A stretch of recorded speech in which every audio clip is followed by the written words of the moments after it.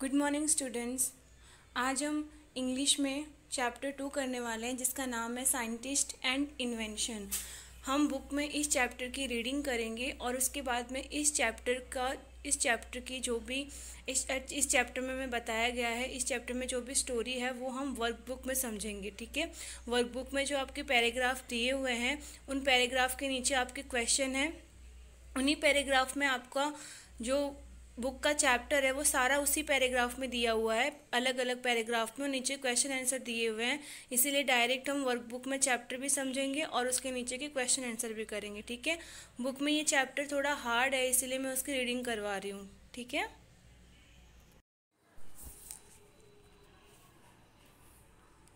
Scientist and invention part 1 famous Indian scientist. Okay, आपको मैं सिर्फ रीडिंग करना सिखा रही हूँ कि इस चैप्टर की रीडिंग कैसे करते हैं।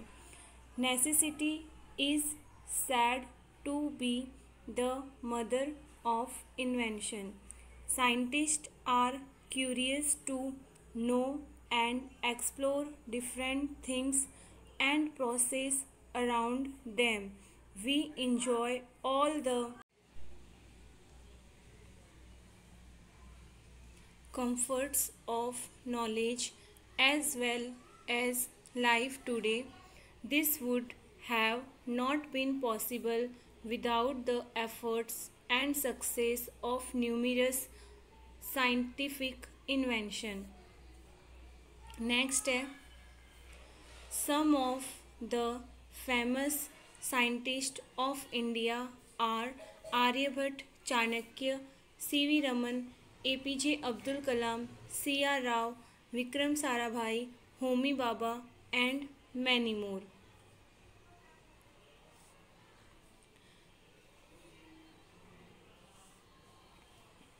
Let us read more about some of the famous Indian scientists. Vikram Sarabhai was born in Ahmedabad on 12th August 1999 in a Jain family. The establishment of the Indian Space Research Organization was one of his greatest achievements. He also supported Dr. Homi Bhabha in setting up the first rocket launching station in India. Dr. Homi Jahangir Bhabha, widely regarded as the father of India's nuclear science program, he was an Indian nuclear physicist, founding director and professor of physics at the Tata Institute of Fundamental Research. Next है Aryabhat was an Indian mathematician and astronomer. He gave the concept of zero and the place value system in math. Sir Chandrasekhar Venkata Raman was an Indian physicist. He was awarded the Nobel Prize for Physics in 1930 for his discovery in physics known as the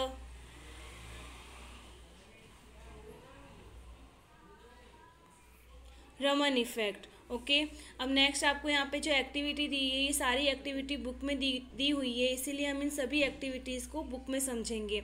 ठीक है, ये सारा का सारा chapter आपको book में करना है। Who invented the computer? It is not a question with a simple answer, as many inventors contributed to the history of the computer. It is a complex piece of machinery made up of many parts, each of which can be considered as separate invention in itself. ठीक है, आपको इस तरीके से reading करनी है। अब यहाँ पे जो एक्टिविटी 3 दी हुई है वो एक्टिविटी 3 आपकी बुक में नहीं है, इसीलिए मैं आपको ये वाली एक्टिविटी एक्सप्लेन कर रही हूँ। ये एक्टिविटी आपकी वर्कबुक में नहीं दी हुई है, इसीलिए एक्टिविटी हम यहाँ पे बुक में समझेंगे। Activity 3 observe the following pictures and discuss in groups, यानी कि हमें यहाँ पे जो पिक्चर्स दी हुई है उन्हें हमें ऑब्जर्व करना है और उसके बाद में हमें क्या करना है, ग्रुप में डिस्कस करना है। And find the answer to the questions related to the picture, और इन पिक्चर से रिलेटेड हमें यहाँ पे नीचे क्वेश्चन आंसर दिए हुए हैं वो हमें फाइंड आउट करने हैं।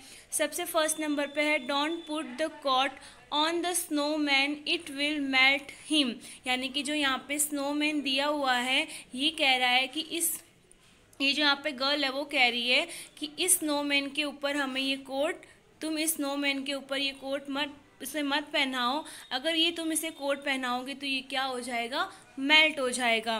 फिर ये बॉय बोलता है I think it will keep him cold and stop him melting, उसे ऐसा लगता है कि उसने ऐसा सोचा कि ये कोट क्या होगा, उसे ठंडा रखेगा और उसे मेल्ट होने में यानी कि पिघलने में उसको रोकेगा, यानी कि वो जल्दी से पिघलेगा नहीं। फिर यहाँ पे जो थर्ड बॉय है वो बोलता है I don't think the coat will make any difference, उसने बोला कि इस कोट से मुझे नहीं लगता कि इस कोट से कुछ फर्क पड़ेगा।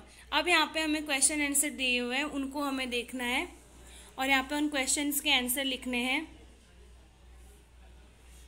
Are the children curious, curious यानी होता है कुछ जानने की इच्छा, क्या सभी बच्चे क्यूरियस है, उन्हें कुछ जानना है। व्हाट मेक्स यू से सो, तुम ऐसा कैसे कह सकते हो, तो उसका हमें रीज़न लिखना है।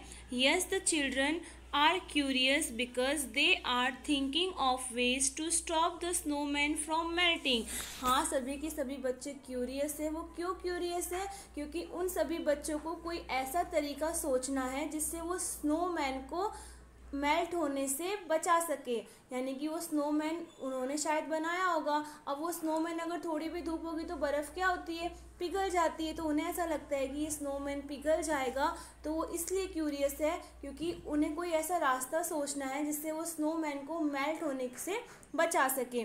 नेक्स्ट है why is the boy holding a coat, लड़के ने कोट क्यों पकड़ा है, तो लड़के ने कोट क्यों पकड़ा है, अभी हमने देखा था लड़के ने कोट क्यों पकड़ा है, तो हमें यहाँ पे क्या लिखना है, the boy is holding a jacket to stop the snowman from melting, यानी कि बॉय ने जैकेट इसलिए पकड़ा है ताकि वो स्नोमैन को मेल्ट होने से बचा सके, यानी कि उसको पिघलने से बचा सके। नेक्स्ट हमें यहाँ पे दिया हुआ है what is a snowman, snowman क्या है, तो स्नोमैन क्या है, स्नोमैन यानी कि जो बर्फ से बनाते हैं उसे हम क्या बोलते हैं, स्नोमैन। स्नो यानी क्या होती है, बर्फ होती है, और मैन यानी क्या होते हैं, तो यहाँ पे लिखना है snowman is made of snow, यानी कि जो स्नोमैन यानी जो स्नो से आदमी बनाया हुआ है उसे क्या किससे बना हुआ है, वो स्नो से बना हुआ है। ठीक है, ये एक्टिविटी आपकी वर्कबुक में नहीं थी इसीलिए मैंने आपको ये एक्टिविटी बुक में एक्सप्लेन की है। जो चीज़ें आपकी वर्कबुक में है और बुक में भी सेम है दोनों जगह पे, तो मैं आपको वो सारी की सारी चीज़ें वर्कबुक में ही एक्सप्लेन करूँगी। ठीक है, और जो आपकी वर्कबुक में नहीं है और जो आपकी सिर्फ बुक में है वो चीज़ें मैं आपको बुक में एक्सप्लेन करूँगी। नेक्स्ट अब हमें रीडिंग करनी है क्योंकि ये सारे पैराग्राफ आपको वर्कबुक में दिए हुए हैं और उनके नीचे क्वेश्चन दिए हुए हैं, तो वो हम वर्कबुक में समझेंगे। ठीक है, famous discoveries and invention, Archimedes was a Greek scientist. He lived in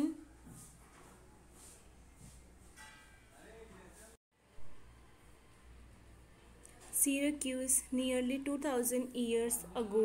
The king of the land wanted to wear a golden crown.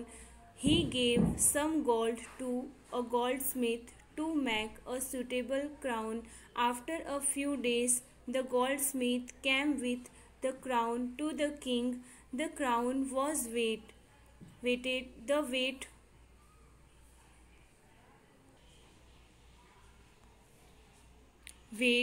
The weight of the crown was equal to the gold given to the goldsmith by the king. The king looked at the color of the crown. He suspected that the goldsmith had stolen some gold, but the king was not sure. The king wanted to find out the truth. He asked his court scientist Archimedes to find out. The king said, "Find out how much gold has been stolen. How to find out the truth? Archimedes thought about the problem day and night. One day he was about to have his bath, but he was busy thinking. He did not notice the bathtub. The water in the bathtub was already full to the brim.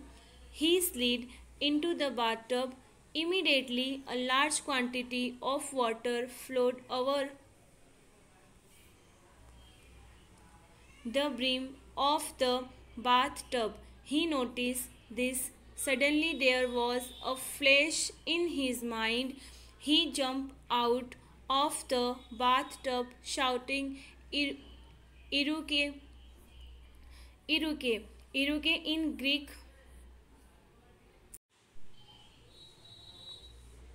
means I have found it.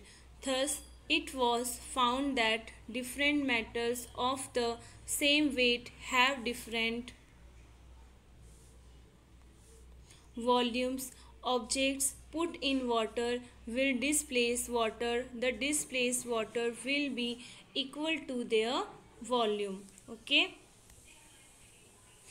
अब next यह सारी activity आपकी book में है.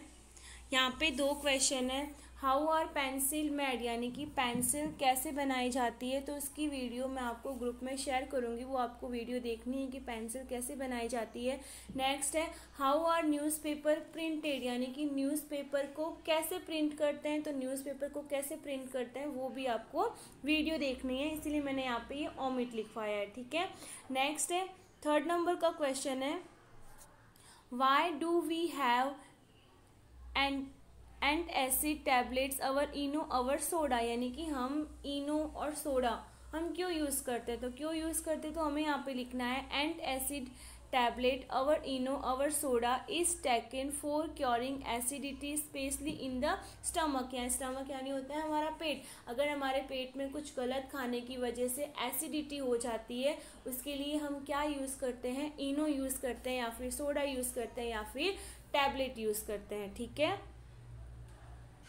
अब next यहाँ पे activity 6 है. ये एक्टिविटी 6 आपकी वर्कबुक में नहीं है इसीलिए हम इसे बुक में समझेंगे. यहाँ पे हमें कुछ कार्टून्स की पिक्चर दी हुई है. उस कार्टून्स की पिक्चर को देखकर हमें ये समझना है कि ये कार्टून्स की पिक्चर क्या शो करती है, वो हमें यहाँ पे देखना है. तो ये कार्टून की पिक्चर ये शो करती है, एक बहुत ही फेमस साइंटिस्ट था. आपने ये स्टोरी सुनी होगी न्यूटन की. एक बहुत ही फेमस साइंटिस्ट था. वो साइंटिस्ट एक दिन पेड़ के नीचे बैठा हुआ था. जब वो छोटा था तो वो क्या था, एक पेड़ के नीचे बैठा हुआ था. और वो पेड़ किसका था, एप्पल का पेड़ था. अचानक से पेड़ के जहाँ पे पेड़ पे एप्पल लगे हुए थे, अचानक से एक एप्पल आके नीचे गिरता है. तो साइंटिस्ट के दिमाग में ये आता है कि ये एप्पल डायरेक्ट नीचे ही क्यों गिरा. ये एप्पल इधर भी जा सकता था, इस साइड भी जा सकता था, उस साइड भी जा सकता था, ऊपर भी जा सकता था, लेकिन ये एप्पल डायरेक्ट नीचे ही क्यों गिरा. उसके मन में ये जानने की क्यूरियोसिटी हुई. तो उसके मन में ये जानने की जब इच्छा हुई तब उसने किसकी खोज की, ग्रेविटी की खोज की. ग्रेविटी की वजह से क्या होता है, अगर कोई भी चीज़ अगर हम फेंकते हैं, अगर वो हम ऊपर भी फेंकेंगे तो वो चीज़ ग्रेविटी की वजह से क्या होगी, वो नीचे ही गिरेगी. यानी कि उन्होंने किस चीज़ का इन्वेंशन किया, यानी कि अगर हम कोई भी चीज़ चाहे किसी भी साइड से फेंको, चाहे ऊपर से फेंको, नीचे से ऊपर फेंको, तो वो चीज़ हमेशा क्या होगी, वो नीचे ही आकर गिरेगी. किसकी वजह से नीचे आकर गिरेगी, वो ग्रेविटी की वजह से.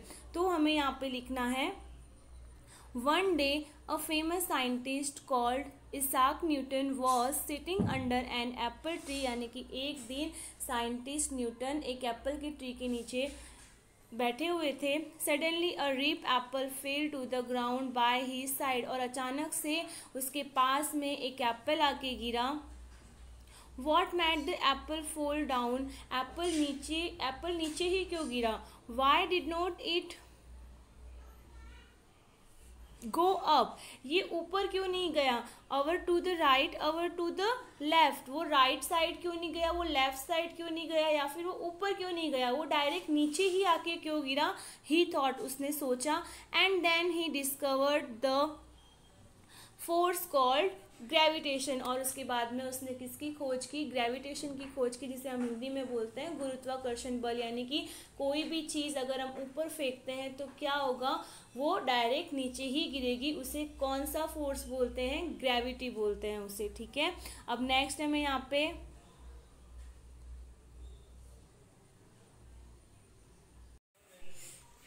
हमें यहाँ पे जो पिक्चर दी हुई है, ये पिक्चर क्या शो कर रही है कि अगर हमने ट्री को नहीं बचाया तो एक दिन ऐसा आएगा कि हमें क्या करना पड़ेगा, अपने पीठ के पीछे एक प्लांट रखना पड़ेगा, जिस प्लांट के थ्रू हम अच्छी वाली सांस ले पाएंगे।